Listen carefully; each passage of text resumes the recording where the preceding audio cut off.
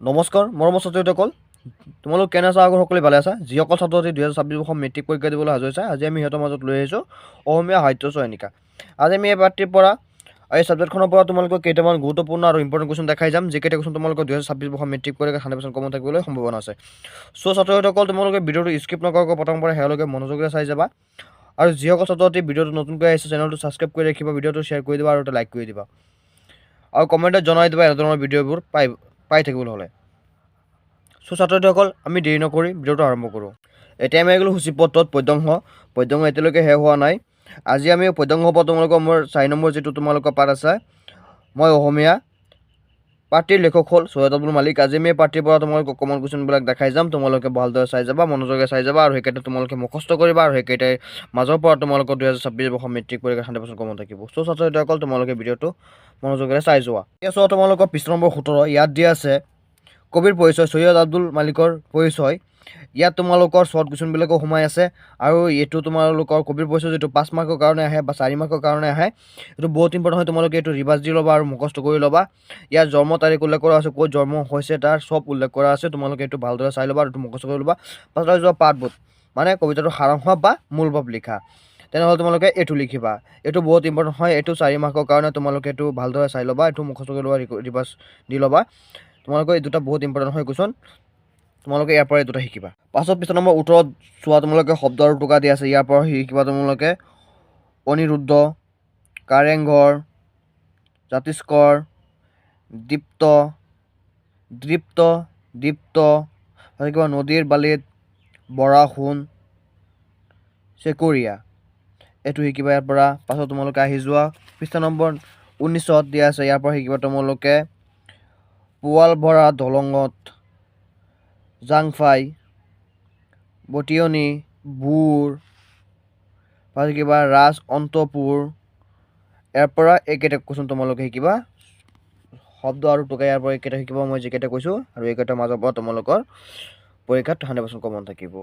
এতিয়া তোমালোকে চোৱা পৃষ্ঠা নম্বৰ 20, প্ৰশ্নৱলীত আহি যোৱা ডাইৰেক্ট। তোমালোকে ইয়াৰ পৰা 1 মাৰ্কৰ কেইটা কুৱেশ্যন তোমালোকে চাই লোৱা, 1 মাৰ্কৰ কি কমন আছে ইয়াৰ পৰা তোমালোকে চাই লোৱা। ইয়াৰ পৰা শিকিবা তোমালোকে 1 নম্বৰ চমুটো দি, ইয়াৰ পৰা শিকিবা তোমালোকে ক নম্বৰ কুৱেশ্যনটো, ঘ নম্বৰ কুৱেশ্যনটো আৰু অংগ নম্বৰ কুৱেশ্যনটো। ইয়াৰ পৰা এই 3টা কুৱেশ্যন তোমালোকে শিকিবা। এই 3টা কুৱেশ্যন কিন্তু বহুত ইম্পৰ্টেণ্ট হয়, এইকেইটা কুৱেশ্যন আহি থাকে পৰীক্ষাত। পাছত তোমালোকে আহি যোৱা ডাইৰেক্ট 2 নম্বৰ, ইয়াত 3 মাৰ্কৰ কাৰণে আৰু 4 মাৰ্কৰ কাৰণে কুৱেশ্যনবিলাক চাই লোৱা, কি কমন আছে ইয়াত। 2 নম্বৰ কুৱেশ্যনটো চোৱা, ইয়াত দিয়া আছে 2 নম্বৰ কুৱেশ্যনটো, অসমৰ হেংদাং জিলিকি, দুপৰৰ পূৰ্ণ আলোকত কথাখিনিৰ তাৎপৰ্য ব্যাখ্যা কৰা, বহুত ইম্পৰ্টেণ্ট হয়। পাছত তোমালোকে চোৱা 3 নম্বৰ কুৱেশ্যনটো বহুত ইম্পৰ্টেণ্ট আছে, অসমৰ পুৰু নাৰীয়ে কেনেদৰে ৰণলৈ ওলাই আহিছিল নিজৰ ভাষাৰে লিখা, 4 মাৰ্কৰ কাৰণে বহুত ইম্পৰ্টেণ্ট হয়।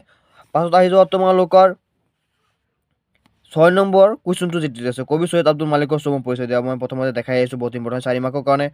পাছত তোমালোকে ইয়াৰ পৰা শিকিবা ব্যাখ্যা কৰা, ইয়াৰ পৰা শিকিবা তোমালোকে ক নম্বৰ কুৱেশ্যনটো, বহুত ইম্পৰ্টেণ্ট হয়। ইয়াৰ পৰা এইকেইটা কুৱেশ্যন তোমালোকে মুখস্থ কৰিবা, এইকেইটা কুৱেশ্যন তোমালোকৰ 2026 বৰ্ষৰ মেট্ৰিক কৰাৰ কাৰণে বহুত ইম্পৰ্টেণ্ট হয় ছাত্ৰসকল। পাছত এতিয়া চোৱা তোমালোকে পৃষ্ঠা নম্বৰ 21, ইয়াৰ পৰা শিকিবা তোমালোকে ঘ নম্বৰ কুৱেশ্যনটো, ব্যাখ্যা কৰা যিটো দিয়া আছে তাৰ পৰা শিকিবা তোমালোকে ঘ নম্বৰ। ইয়াত দিয়া আছে ক আৰু ঘ, ইয়াৰ পৰা দুটা শিকিবা তোমালোকে, বহুত ইম্পৰ্টেণ্ট হয়। পাছত আহি যোৱা তোমালোকে কুৱেশ্যন নম্বৰ 9, ইয়াৰ পৰা শিকিবা তোমালোকে 9 নম্বৰ কুৱেশ্যনটো, বহুত ইম্পৰ্টেণ্ট আছে। পাছত শিকিবা তোমালোকে 11 নম্বৰ কুৱেশ্যনটো যিটো আছে, মই অসমীয়া কবিতাটোৰ সাৰাংশ লিখা, মই দেখাই আছোঁ, বহুত ইম্পৰ্টেণ্ট হয়, প্ৰথমতে দেখাই আহিছোঁ। পাছত আহি যোৱা তোমালোকে ভাষা বিষয়ক পৰা, ইয়াৰ পৰা শিকিবা ব্যৱহায়ক সাৰ, সমাহাৰ, নাম লিখা। ইয়াৰ পৰা শিকিবা স্বৰ্ণপুৰী, অনিৰুদ্ধ, ইয়াৰ পৰা দুটা শিকিবা, মই দেখাই আছোঁ। প্ৰথমতে শব্দ অৰ্থ টোকা দিয়া আছে তোমালোকে। আৰু শিকিবা তোমালোকৰ 2 নম্বৰৰ পৰা তলৰ শব্দবোৰৰ নিচিনা 5টা শব্দ সাজা। ইয়াৰ পৰা শিকিবা বাঘ নক্ষ শাকনি, ইম্পৰ্টেণ্ট হয়, তোমালোকে জানাই, 2টা কুৱেশ্যনৰ পৰা শিকিবা। পাছত তোমালোকে শিকিবা বিপৰীত শব্দ লিখা, গৌৰৱ, স্বাধীনতা, সপোন আৰু মৰণ।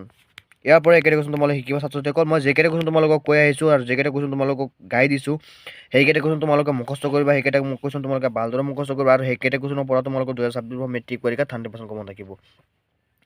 চ' ছাত্ৰসকল, তোমালোকে ভিডিঅ' চাই যদি ভাল পাইছে তেনেহ'লে তোমালোকৰ বন্ধু বান্ধৱীৰ শ্বেয়াৰ কৰি দিবা, ভিডিঅ'টো লাইক কৰি চেনেলটো ছাবস্ক্ৰাইব কৰি দিবা। ধন্যবাদ।